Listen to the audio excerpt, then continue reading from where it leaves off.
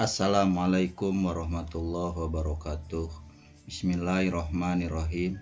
Alhamdulillahirabbil alamin. Allahumma sholli ala Muhammad wa ala ali Muhammad.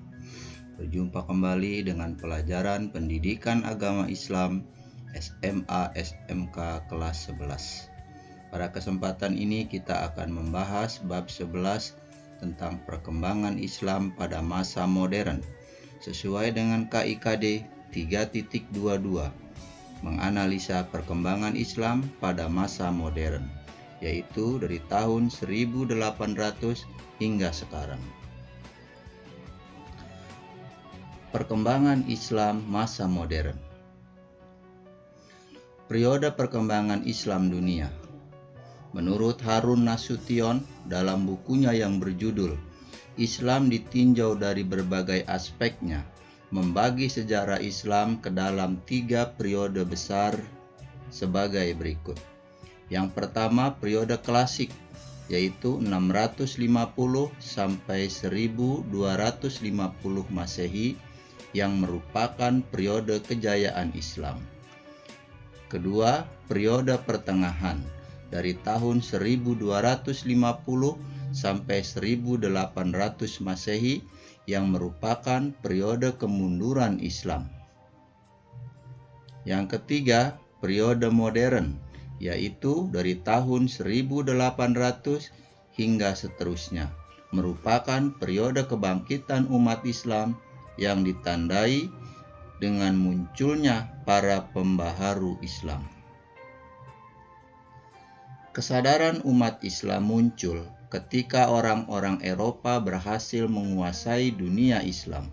Contoh berhasilnya orang-orang Eropa yang menguasai dunia Islam diantaranya adalah 1. Negara Turki Utsmani yang dieluk-elukan umat Islam pada penghujung abad pertengahan ternyata mulai surut akibat kalah perang dengan bangsa Eropa. 2. Napoleon Bonaparte dari Perancis dapat menguasai seluruh Mesir dalam waktu kurang dari 3 minggu. 3. Inggris sebagai salah satu kekuatan Eropa mampu memasuki India dan menaklukkan kerajaan Islam Mogul. Dalam kondisi keterpurukan seperti itu, membuat para ulama sadar atas derita kemunduran yang dialami umat Islam dibandingkan dengan kemajuan Eropa. Oleh karena itu, pada abad modern muncul para ulama dengan gagasan-gagasan yang bertujuan memajukan umat Islam, sehingga dunia Islam dapat mengejar kemajuan Barat. Tokoh-tokoh pembaru Islam pada masa modern. 1. Pembaru dari India. Syekh Waliullah. Waliullah dilahirkan di Delhi pada 21 Februari 1703. Ketika melihat kemunduran dunia Islam, Syekh Waliullah berpendapat bahwa penyebab kemunduran dunia Islam diantaranya adalah sebagai berikut. Terjadinya perubahan sistem pemerintahan Islam dari sistem kekhalifahan menjadi sistem kerajaan. 2. Sistem demokrasi yang melekat pada kekhalifahan diganti dengan sistem monarki absolut. Yang ketiga, perpecahan di kalangan umat Islam merupakan akibat dari adanya perbedaan aliran-aliran yang muncul di dalamnya. Tiap-tiap aliran mengaku dirinya lah yang paling benar. Keempat, mencampur adukan ajaran Islam dengan unsur-unsur ajaran lainnya, sehingga ajaran Islam yang murni menjadi kurang jelas. B. Sayyid Ahmad Khan. Setelah kerajaan Mughal dihancurkan oleh kekuatan Inggris pada tahun 1857, maka tampillah ulama baru di India, yaitu Sayyid Ahmad Khan.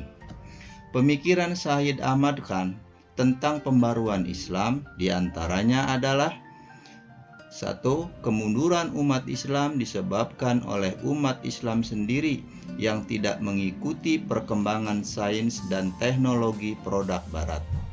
Kedua, umat Islam harus didorong untuk memiliki sikap dan perilaku yang mencerminkan semangat berpikir, bukan sikap dan perilaku taklid, yaitu hanya mengikuti pendapat lain tanpa mengetahui alasannya.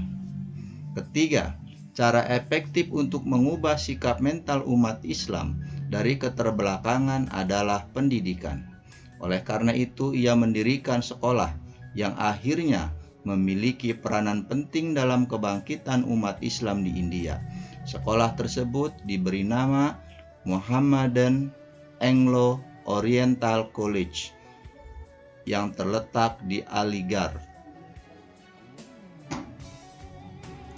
2. Pembaru dari Mesir. Muhammad Ali Pasha. Muhammad Ali Pasha lahir di Kavala, Yunani tahun 1765 dan meninggal di Mesir pada tahun 1849. Ia adalah seorang keturunan Turki. Sebagai seorang raja, Muhammad Ali memprioritaskan bidang militer. Ia berpendapat bahwa kekuasaannya hanya dapat dipertahankan dan diperbesar dengan kekuatan militer. Untuk menopang kekuatan militer, maka ia membangun kekuatan ekonomi. Ia berpendapat bahwa di balik kekuatan militer pasti ada kekuatan ekonomi sebagai penyedia biayanya. Untuk membangun kekuatan militer dan kekuatan ekonomi, ilmu-ilmu modern diperlukan sebagaimana telah dikenal orang di Eropa. Jamaluddin Al-Afghani. Jamaluddin lahir di Afghanistan pada tahun 1839 dan meninggal dunia di Istanbul pada tahun 1897. Beberapa pemikiran Jamaluddin Al-Afghani tentang pembaruan Islam adalah sebagai berikut. 1. Kemunduran umat Islam tidak disebabkan karena Islam, tetapi berbagai faktor yang terdapat dalam diri umat Islam sendiri.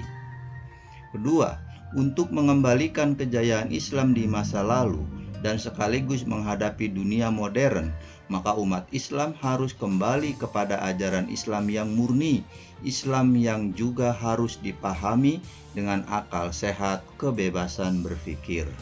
3. Corak pemerintahan otokrasi dan absolut harus diganti dengan pemerintahan demokratis. Kepala negara harus bermusyawarah dengan pemuka masyarakat yang berpengalaman. 4. Tidak ada pemisahan antara agama dan politik. Rasa solidaritas antar umat Islam, pan-islamisme, harus dihidupkan kembali di dunia Islam. Muhammad Abduh. Muhammad Abduh dilahirkan di daerah Mesir, lahir pada tahun 1849 dan wafat tanggal 11 Juli 1905. Muhammad Abduh menjadi muridnya yang setia. Ia mulai belajar filsafat di bawah pimpinan Jamaluddin Al-Afghani. Adapun ide-ide pembaruan Muhammad Abduh yang membawa dampak positif bagi pengembangan pemikiran Islam adalah sebagai berikut. 1. Pintu ijtihad masih terbuka lebar bagi umat Islam. Ijtihad merupakan dasar penting dalam penafsiran kembali ajaran Islam.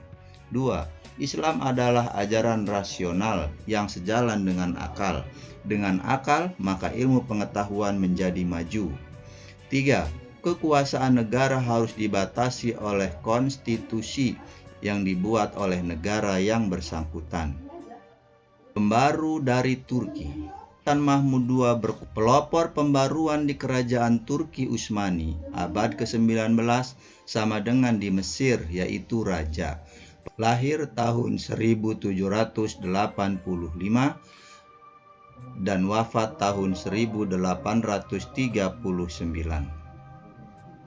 Setelah Sultan Mahmud II berkuasa, maka pusat pemerintahan kerajaan Turki Utsmani bertambah kuat dan akhirnya berpendapat bahwa tiba waktunya untuk memulai usaha-usaha pembaruan yang telah lama dicita-citakannya. Di antara pemikiran-pemikiran pembaruan Sultan Mahmud II adalah sebagai berikut. Yang pertama, menerapkan sistem demokrasi. 2. Menghapus pengkultusan sultan yang dianggap suci oleh rakyatnya. 3. Memasukkan bidang keilmuan umum ke dalam kurikulum lembaga-lembaga pendidikan madrasah. Keempat, mendirikan sekolah maktabi, ma'arif untuk mempersiapkan tenaga-tenaga administrasi dan mendirikan maktubi ulumi edibiyat untuk mempersiapkan tenaga-tenaga ahli penerjemah. 5. Mendirikan sekolah kedokteran, militer, dan teknik. B. Nami Kemal. Nami Kemal dikenal sebagai pemikir terkemuka di golongan intelijensia kerajaan Turki Utsmani yang banyak menentang kekuasaan absolut sultan.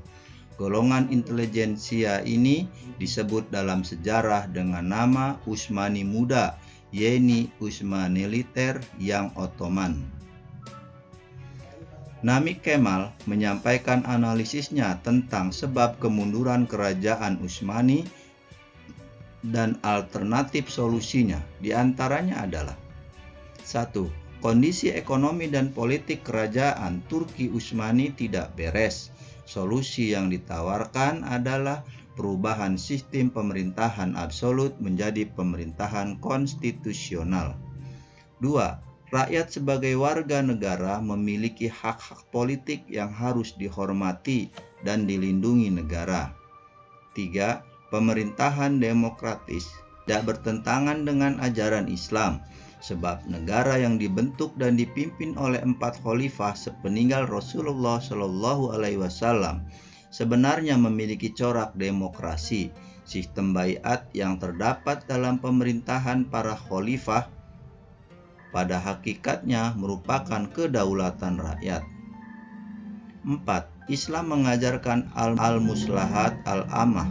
Ajaran ini sebenarnya adalah maslahat atau kebaikan umum.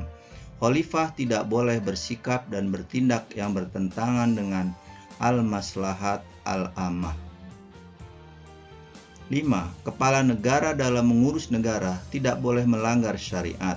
Syariat merupakan konstitusi yang harus dipatuhi oleh kepala negara.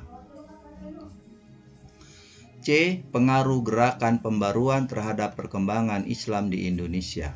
Gerakan pembaruan Islam yang muncul di Mesir, India, dan Turki pada abad modern secara langsung atau tidak langsung berpengaruh pada pergerakan Islam di Asia Tenggara. Para tokoh Islam di Asia Tenggara, termasuk Indonesia, menyerap secara selektif ide-ide pembaruan dari tokoh-tokoh Islam luar negeri yang telah disebutkan sebelumnya.